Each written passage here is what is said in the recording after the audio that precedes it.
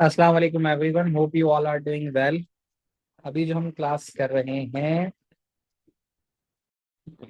So that class is on program development life cycle. ये आराम से 5-6 मार्क्स तुम्हारे निकाल सकता हो। सबसे पहला तुम्हारा समझ लो, चैप्टर नंबर 7 का सबसे पहला टॉपिक है प्रोग्राम डेवलपमेंट लाइफ साइकिल। में होता ही है कि इसका मतलब है कि आप सॉफ्टवेयर डिजाइनर बन गए और आप प्रोग्राम बनाने जा रहे हो, तो आपको किन स्टेजेस का सामना करना पड़ेगा। तो वैसे जो स्टेजेस इसके analysis, design, coding, test and maintenance होती है। मेंटेनेंस तुम्हारे सिलेबस का पार्ट नहीं है। तो एनालिसिस में होता है कि अगर आप किसी का सॉफ्टवेयर बनाओगे, वो आपके पास आता है सॉफ्टवेयर हाउस में और आपसे कहते हैं मेरा सॉफ्टवेयर बना के दो, तो फिर आपको क्या करना होगा। आपको वो जो सॉफ्टवेयर बनाना है, क्योंकि वहां पर कोई मैनुअल काम हो रहा होगा, उसको कंप्यूटराइज करने के लिए आप सबसे पहले वहां जाओगे, बैठोगे, एनवायरनमेंट को देखोगे। तो that stage is called analysis. ये सबसे पहला स्टेज होता है, प्रोसेस ऑफ इन्वेस्टिगेशन। इसमें आप जाके उस इदारे में इन्वेस्टिगेशन करते हो, चीजें देखते हो, क्वेश्चंस पूछते हो। तो वहां पर आप कुछ स्टेप्स अप्लाई करते हो, उसमें से एक एब्स्ट्रैक्शन, एक डिकम्पोजिशन, एक रिक्वायरमेंट स्पेसिफिकेशन होता है। रिक्वायरमेंट स्पेसिफिकेशन का मतलब आप वहां पूछते हो कि उनको क्या रिक्वायर्ड है आपसे, यानी वो आपसे क्या उम्मीद रखते हैं। ठीक है। एब्स्ट्रैक्शन का मतलब होता है कि नॉर्मली जब आप कुछ भी चीज बनाने जाते हो, अब आप कहते हो आपको गाड़ी लेनी है, तो गाड़ी लेने के लिए अब आप क्या करोगे। तो गाड़ी लेने के लिए आप क्या करोगे, अब आप ना बहुत सारा डाटा कलेक्ट करोगे, ये भी गाड़ी वो भी गाड़ी, ऐसा होता है ना। अगर आपको गाड़ी लेनी है तो you always go for 3 to 4 options. तो एब्स्ट्रैक्शन का मतलब ये होता है कि when we are doing analysis, तो एनालिसिस में you gather so many data, आप बहुत सारा डाटा गैदर कर लेते हो। तो उस डाटा को गैदर करने के बाद फिर उसमें आप फिल्ट्रेशन करते हो, उसमें से आप नेसेसरी चीज रखते हो, अननेसेसरी हटा देते हो। ऐसा है या नहीं है। तो आपने गाड़ी 3-4 गाड़ियां सर्च की, आपने कहा यार कौन कोई गाड़ी आपकी जो है ना वो फ्यूल एवरेज में अच्छी है, कोई गाड़ी आपकी बॉडी से रिलेटेड अच्छी है, कोई गाड़ी आपकी हाइब्रिड कार अच्छी है। There are so many option. तो उसके बाद आप इन दी एंड एक चीज के ऊपर आते हो। तो अब क्या होता है, हाँ, आइडेंटिफिकेशन ऑफ प्रॉब्लम भी है, रिक्वायरमेंट स्पेसिफिकेशन और मार्किंग स्कीम में एक पॉइंट आपको और भी नजर आएगा। कौन सा था वो, आइडेंटिफिकेशन ऑफ अ प्रॉब्लम, यही था।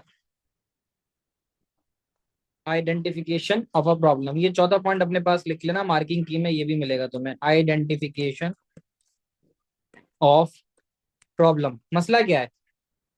मसला ये कि भाई स्कूल में बच्चे आ रहे हैं और उनकी अटेंडेंस मैनुअल लग रही है, तो हमें एक ऐसा सिस्टम चाहिए जिसमें बच्चे आए और टीचर्स आए, तो ऑटोमेटिकली अटेंडेंस लग जाए। ये आइडेंटिफिकेशन ऑफ प्रॉब्लम है।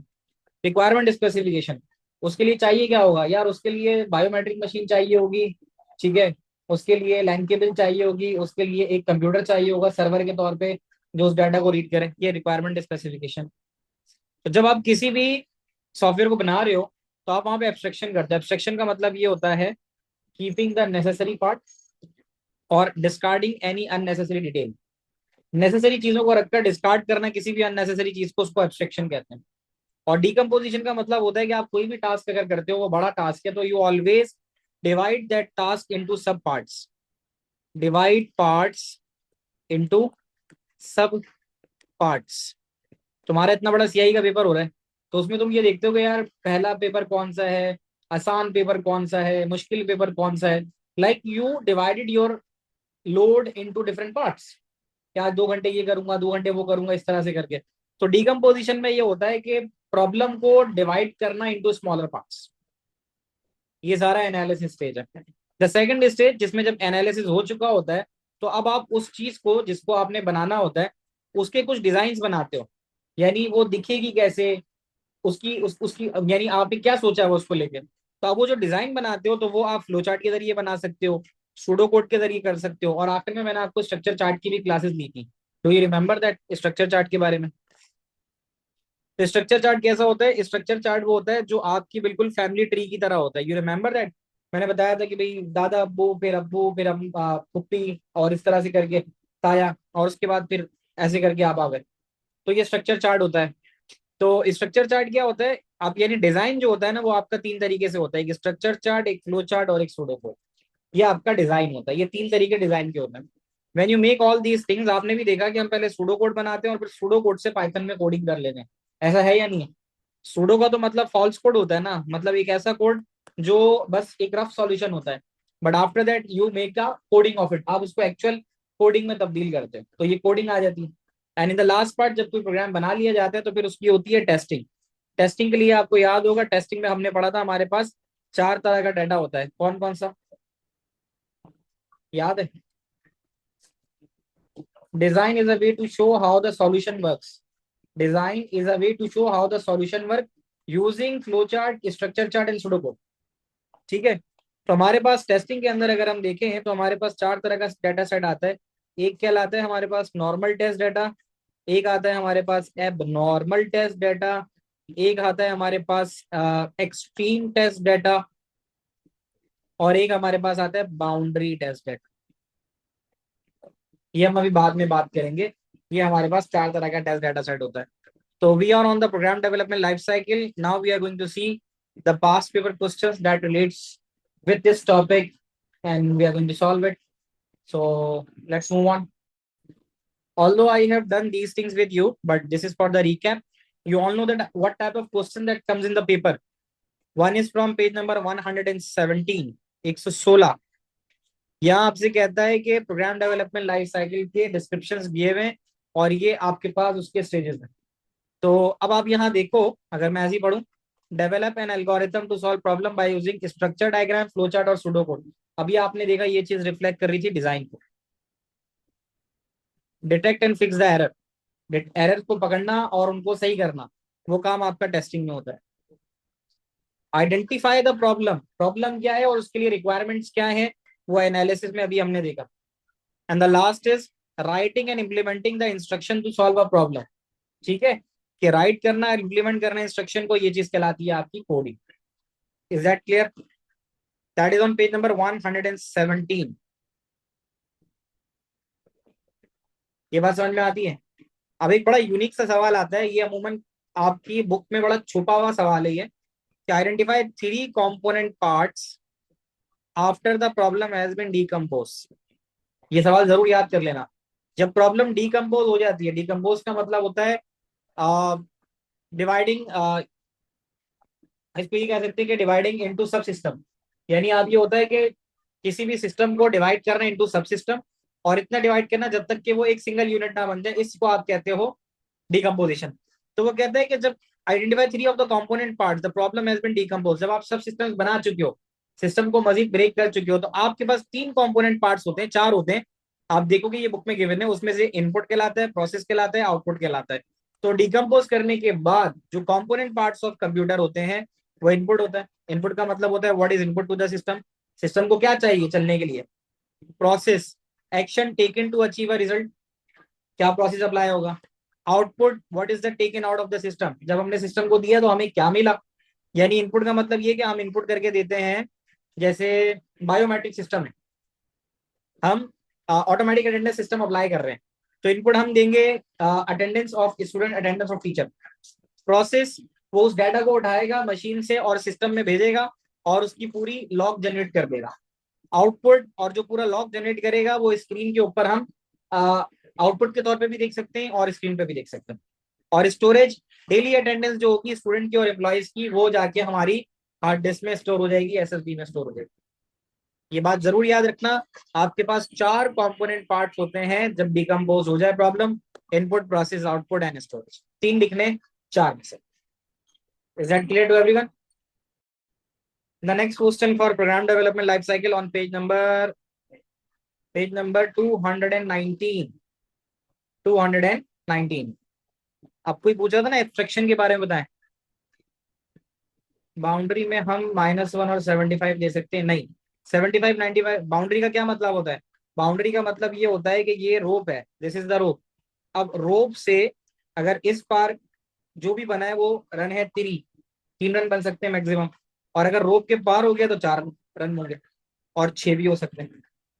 तो बाउंड्री डेटा हमेशा वो होता है, ठीक है, बाउंड्री डेटा वो होता है जो हमेशा दोनों वैल्यूज, एक एक्सेप्टेबल और एक रिजेक्टेबल वाला हो, और वो दोनों वैल्यू एक दूसरे के कंसेक्यूटिव आ रही, ठीक है ना, ये होता है वो। उसके ऊपर मैं बाद में बात करता हूँ। अभी आ जाते हैं प्रोग्राम डेवलपमेंट लाइफ साइकिल में। कहता है कि एब्स्ट्रैक्शन क्या है? एब्स्ट्रैक्शन है simplifying the problem by removing unnecessary details from the problem and filtering out irrelevant characteristics from those elements.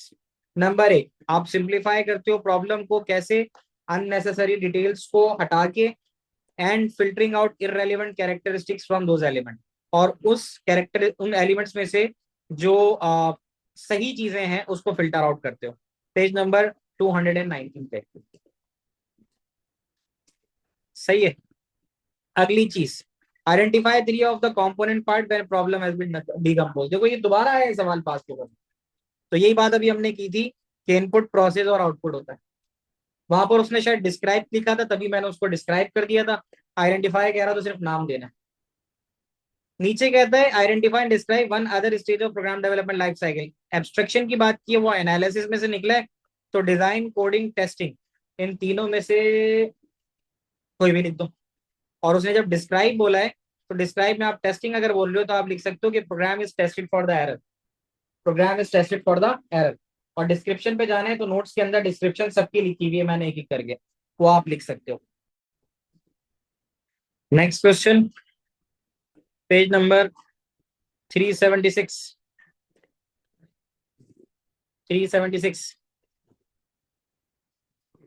Tick one box to identify method used to design and construct a solution.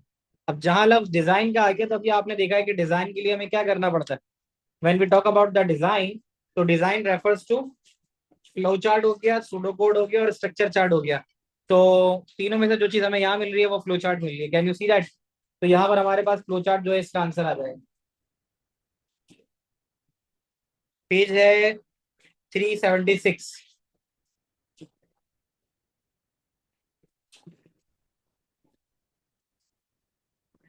आगे चलते हैं।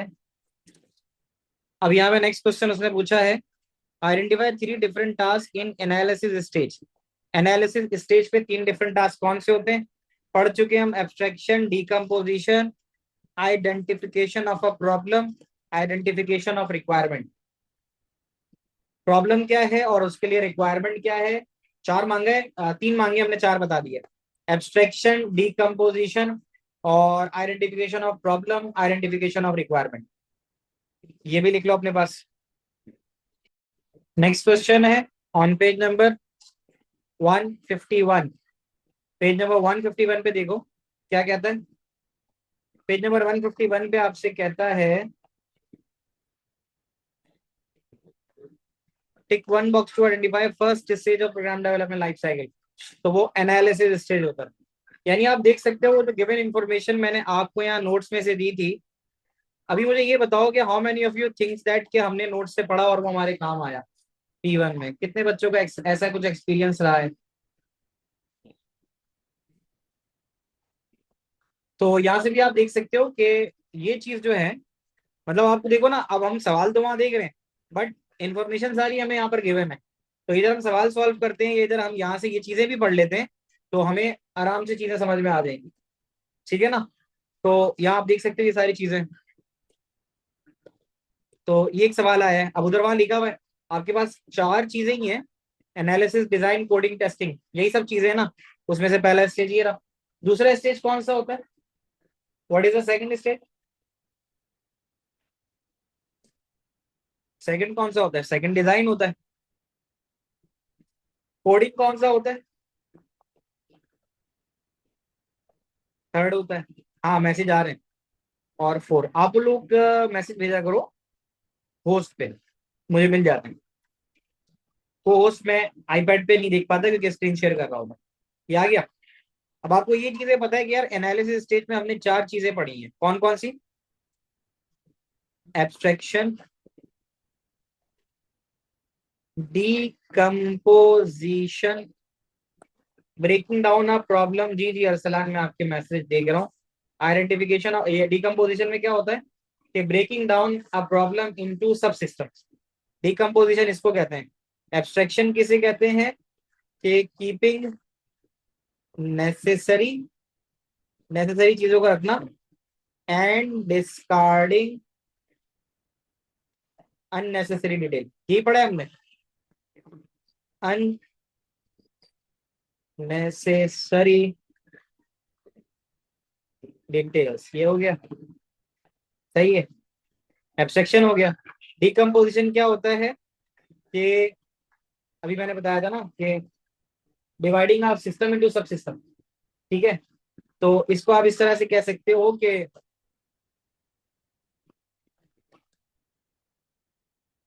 Dividing systems into सब systems until each subsystem becomes a single unit।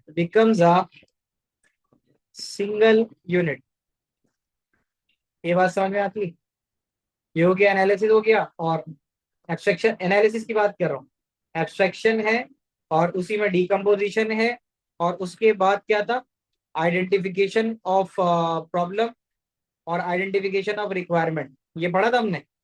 Identification of problem, identification of requirement. सही है, ये चार चीजें analysis की हैं। डिजाइन के अंदर तीन चीजें पड़ी थी, वो नीचे पूछ भी रहा है। डिजाइन में क्या क्या होता है, स्ट्रक्चर चार्ट, फ्लो चार्ट और सुडोकोड। डिजाइन में आपसे पूछता है स्ट्रक्चर चार्ट, फ्लो चार्ट और सुडोकोड। क्या ये बात समझ में आती है? और उसके बाद फिर आपके पास क्या बचता है, फिर आपके पास बचता है कोडिंग और आपके पास बचता है टेस्टिंग। क्या ये बात आपको यहां तक समझ में आती है? डिकम्पोजिशन की डेफिनेशन देखनी है, मैं बता देता हूँ तुम्हें, जस्ट अ मोमेंट। तो डिकम्पोजिशन देखो, मैंने तुम्हें बोला ना कि चैप्टर नंबर 7 की शुरुआत ही जो है ना इस टॉपिक से होती है। तो यहाँ पे एनालिसिस, डिजाइन, कोडिंग, टेस्टिंग है। एनालिसिस वाली हम सारी बात कर चुके हैं। हम चलते हैं डिकम्पोजिशन। डिकम्पोजिशन की फॉर्मल डेफिनेशन लिख लो, breaking down a problem into smaller parts which can be subdivided into even smaller parts that can be solved easily। ठीक है, इट्स ओके माहिन, कोई टेंशन वाली बात नहीं है। जल्दी से डिकम्पोजिशन के बारे में लिख लो कि decomposition breaks down a problem into smaller part which can then be subdivided into smaller part that can be solve easily. जल्दी से ये लिखो। एक छोटा सा सवाल, tick one box to show method used to construct a solution to a method used to construct a solution to a problem। इनमें से कौन सा वाला ऐसा है जो सॉल्यूशन टू अ प्रॉब्लम के लिए इस्तेमाल होगा?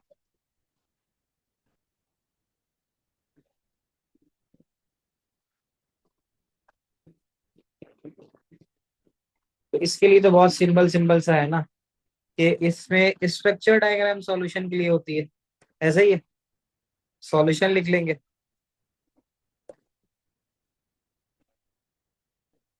आगे चलते हैं। वन स्टेज, ये थोड़ा बड़ा सवाल आया है अब तक का ना, छोटे छोटे सवालों में से ये एक बड़ा सवाल आया है, तो देख लेते हैं। Identify and describe two other stages. उसने बोला है एनालिसिस तो होता है, उसके अलावा दो बता दो। अब वो तो आपको पता ही है, कोडिंग है, टेस्टिंग है। इसका एयर जो 505, 2024, 2024 505। तो स्टेज की अगर हम बात करें तो we can write it down. Analysis तो हो गया है, डिजाइन लिख लेते हैं। ठीक है, स्टेज में हम लिखते हैं डिजाइन। और डिजाइन में हम लिखते हैं कि डिजाइन की डिस्क्रिप्शन ये है कि construct a solution using standard methods. Construct, ये जरूर लिख लो, ये इंपॉर्टेंट है। Construct a solution using standard methods, page number 505। Using standard methods, सही है। और एग्जाम्पल के तौर पे क्योंकि तुम बात करो डिजाइन की, तो आप बोल सकते हो फ्लो चार्ट। फ्लो चार्ट, ये बात समझ में आती है? फ्लो चार्ट, सही है। अगर आप स्टेज में कोडिंग लिखते हो तो कोडिंग का मतलब होता है राइटिंग अ सॉल्यूशन। तो आप यहाँ लिखोगे writing a solution using programming high level language. Writing, हाँ मतलब ये 6 मार्क का है ना, तो 6 मार्क में 1 मार्क ये construct a solution using standard method, 1 mark that is flow chart, दूसरा मार्क 1 मार्क, 2 मार्क, तीसरा मार्क कोडिंग लिखा। कोडिंग के बारे में हम लिखेंगे कि इस वाले स्टेज में क्या होता है कि writing a solution using high level programming language, high level programming language, यही है कि वहां पे कंस्ट्रक्ट द सॉल्यूशन, यहाँ पे लिखना है writing the solution using programming language. ठीक है। और इसके अंदर अगर हम बात करें कोडिंग है ना, एग्जाम्पल गिवन पाइथन, जावा, C++, ये सब काफी है। ये बात समझ में आती है। अब क्योंकि हम सारे ही एनालिसिस के बारे का सवाल हम कर चुके हैं, बिल्कुल मैं उसी के ऊपर आ रहा था। हुरमा तुमने पूछा टेस्टिंग का भी लिख लो लगे हाथ, तो ताकि तुम्हारा ये पूरा टॉपिक ही कवर हो जाए। तो can it be a low level language coding? हाँ हो सकती है low level language, but normally we talk about coding में रेफरेंस इनिशियली जो आता है वो हाई लेवल का ही आता है। तो अब हम टेस्टिंग में लिखेंगे program is tested for errors, program is tested for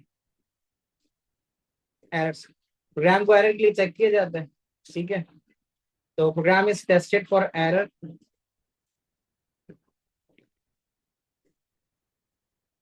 so it can be checked, it can be checked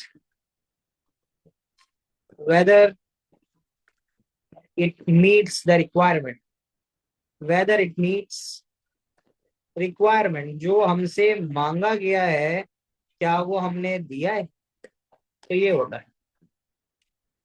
यहाँ तक की बात समझ में आती है। तो इसकी तो एक तस्वीर बनती है, बना लो भाई। सवाल इंपॉर्टेंट था ये, यहाँ से इसकी एक पिक्चर बना लो। तो यहाँ पे सलार पिक्चर लेके तुमने शेयर कर दी होगी, यहाँ तक ये वाला टॉपिक पूरा खत्म होता है। ठीक है। तो टेक केयर, अल्लाह हाफिज टू ऑल। जिसका सवाल है वो रुक के पूछ ले, मैं मौजूद हूँ, otherwise you all are allowed to leave.